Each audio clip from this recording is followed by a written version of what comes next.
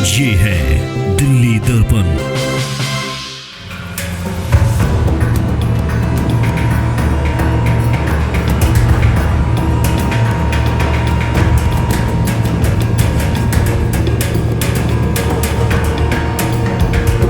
नमस्कार, मैं अंशु ठाकुर और आप देख रहे हैं दिल्ली दर्पण टीवी। दिल्ली एनसीआर के फरीदाबाद से एक दिल दहला देने वाला मामला सामने आया है, जहां पर ससुराल पक्षों ने अपनी ही बहू को घर के सामने एक 10 फीट का गड्ढा खोदकर उसमें दफना दिया। आपको बता दें कि लड़की के मायके वालों ने लड़की के गुमशुदगी की रिपोर्ट लिखवाई थी, जिसके बाद पुलिस ने इसकी कार्रवाई शुरू की और जांच के दौरान पुलिस को पता चला कि ससुराल पक्ष वालों ने अपनी ही बहू को अपने घर के सामने जेसीबी द्वारा पहले तो एक 10 फीट का गड्ढा खुदवाया, उसके बाद उसकी लाश को उसी में दफना दिया। फिलहाल पुलिस ने लाश बरामद कर उसको फोरेंसिक टीम के पास भेज दिया है और ससुराल पक्ष को भी हिरासत में ले लिया है और आगे की जांच शुरू कर दी है।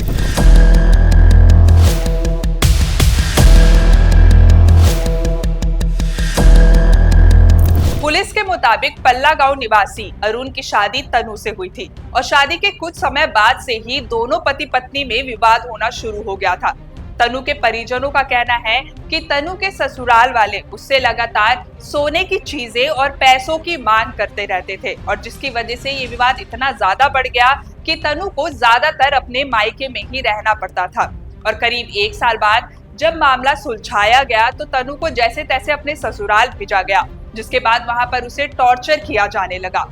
और कुछ समय बाद ही तनु के घर वालों को ससुराल पक्ष से ये कॉल आया कि तनु कहीं भाग गई है और इस मौके पर तनु के घर वालों को शक हुआ और उन्होंने इस मामले की सूचना तुरंत नजदीकी पुलिस स्टेशन में दी और पुलिस ने इस मामले को दर्ज कर कार्रवाई शुरू कर दी। और जांच के दौरान पुलिस को पता चला कि ससुराल पक्ष ने अपने घर के सामने 10 फीट का एक गड्ढा खुदवाकर उसमें अपनी बहू की लाश को दफना दिया है, जिसके बाद लाश को वहां से निकाला गया। मुझे टॉर्चर करते रहते थे कि पहले तो 1 साल के लिए घर पे छोड़ दिया उसे कि पैसे लेके अपने माँ बाप से कि चीज वीज लेके आ तब तुझे ससुराल में रखेंगे, तब लेके आएंगे, तब लेके नहीं गए वो लोग। 1 साल तक घर पर 1 साल तक मम्मी एक्सपायर हो गई थी, फिर वहीं पे छोड़ दिया था। फिर 1 साल बाद पापा करने आए थे, बड़ी उससे रख ली और फिर बात भी नहीं कराते वो लोग।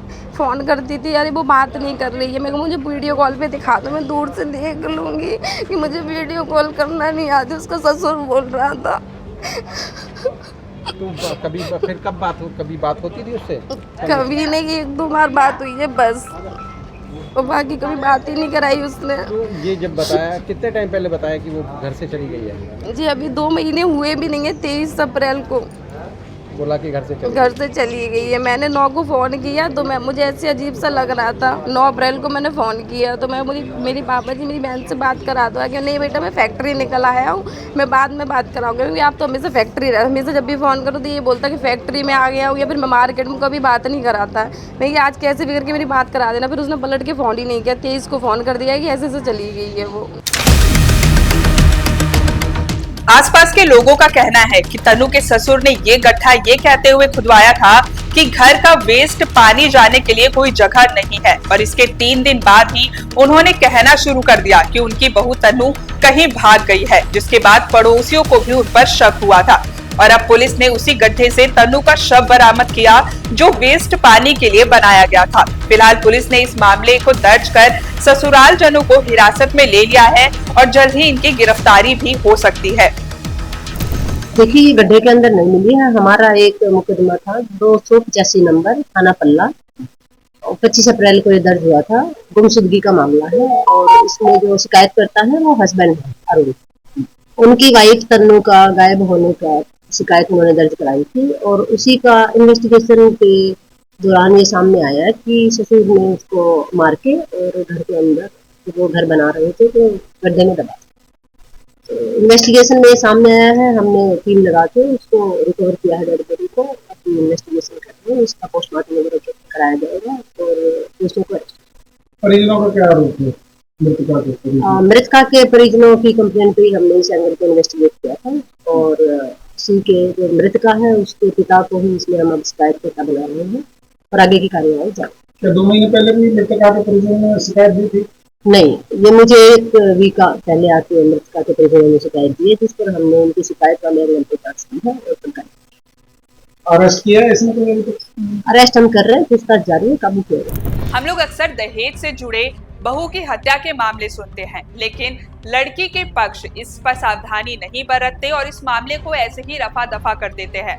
वो लगातार ससुराल पक्षों की उन मांगों को पूरा करने में लग जाते हैं जो कभी खत्म ही नहीं होती, और वो ऐसा सिर्फ इसलिए करते हैं ताकि समाज में उनकी एक झूठी इज्जत बनी रहे।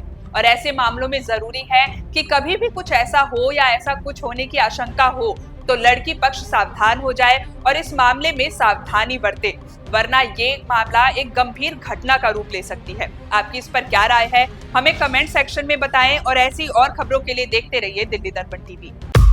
लेटेस्ट खबरों के लिए सब्सक्राइब करें हमारा YouTube चैनल या फिर लॉग ऑन करें www.delhidarpantv.com। खबरों की कवरेज और विज्ञापनों के लिए संपर्क करें।